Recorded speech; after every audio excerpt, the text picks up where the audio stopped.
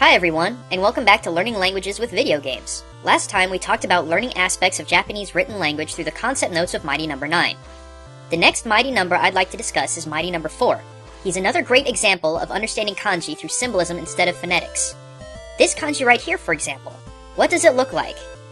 We know that this mighty number is heavy-set and resembles heavy digging tools, so what do you think? To me, this looks like a cross gravestone, which fits fairly proper because its kanji means earth or soil. Where do people get buried? In the ground. See what I mean by understanding kanji through symbolism? Let's look at another mighty number to get a more complicated grasp on this concept. Mighty number 3's kanji is denki, which literally means electrical energy or electricity. While the later kanji ki, meaning energy, may not have any obvious symbolism, the earlier kanji den does. But you need to look for what are called radicals. These are kanji within kanji that help you understand the meaning of kanji. Okay, let me explain, because I know that sounded really confusing.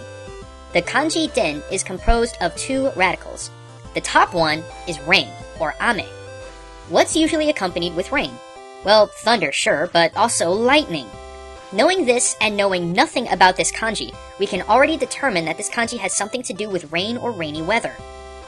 Alright, now let's take what we've learned from part 1 and what you know now about kanji, and let's try to analyze something much more difficult. Mighty number 1. First of all, I bet you can tell what this kanji means. Ignoring the picture of mighty number 1, it's fairly easy to identify this kanji as fire. After all, it looks like a little campfire with flickering flames, doesn't it? So at the very bottom here, we have 3 words to help explain the concept of what mighty number 1 is. The first one we just learned, fire. Go ahead and pause the video if you want to look up the katakana sheet from part 1 to figure out what the second word is. Got it? Alright. E-N-G-N, or engine. Alright, that looks simple enough to understand. The guy is basically a walking engine furnace pumping out fire from his body. But how about that last one? Use your sheet if you'd like to figure it out for yourself. Pu-ro-de-su. Well then, that doesn't sound like anything at all in English, does it? But look at the upper right corner of this design note. See how mighty number 1 has 6 ropes coming out of its back? Looks like he's bouncing off of them, doesn't it? Just like a pro wrestler. Get it? Puro desu? Pro wrestler? Now you might be asking why they just didn't add desuru at the end. This is something about Japanese as a language that you have to be very careful of.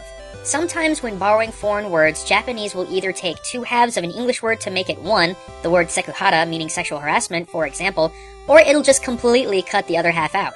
To further explain, let me use this. This is a sandwich. If you speak English, you know that. Da! However, if you were to ask an English illiterate Japanese what this is, 9 times out of 10 they'll say sando. Niet! That's because for whatever reason, Japanese as a language decided to only use half the English word to make the loan word. And that's why we also constantly see English pictures of people selling sand. Stupid! Stupid! Stupid! As for the other way that Japanese uses loan words, let's have a look at some of the common enemy notes. First up is this little guy right here. His name is Dori Hachi. I'll give you a hint. Hachi in Japanese means bee or wasp. Knowing that, what do you think the Dori means? That's right, drill. This bee robot has the ability to drill holes in the ground. Now, without even reading the description sentence on the right, you can easily guess the ability by just looking at the first kanji in the sentence. What's that radical right there? Earth or soil. You learned that. What do drills do? They make holes often in the ground. Boom! You just understood that sentence without even having to read it. Okay, next one. This guy is called Tsuko-n. To understand what the name means, let's start with the last half of the name and what the enemy looks like. It looks like a horse with a drill on its head. Kinda like a unicorn, right? Unicorn? Well, that's simple enough. But how about the first half, su?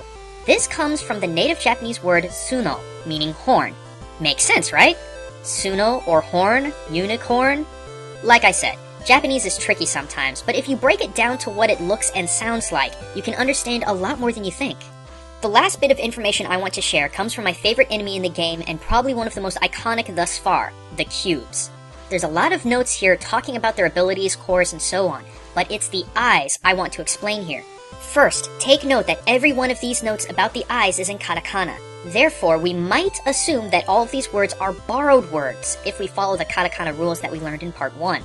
The first set of eyes reads nomaru, or normal. Okay, that was easy enough. The next is ikari, Wait, what? That doesn't sound like any loan word that I know of. But that's because it isn't a loan word. Ikari in Japanese means angry. Tricky stuff, right? The last one, kanashimi. Again, not a loan word, but a native Japanese word meaning sadness. This is the most important thing I could teach you about Japanese as a language. While the majority of it follows very simple rules, there are always times when those rules are broken. There are plenty of tricks to use, write, and remember Japanese, but no rule is concrete all the time. Whether it's grammatically correct or not, there are always exceptions, so be careful. Well, that's all the time that I have for this episode. I hope you not only enjoyed it, but learned something cool. So until next lesson, this is Gaijin Goombah signing out.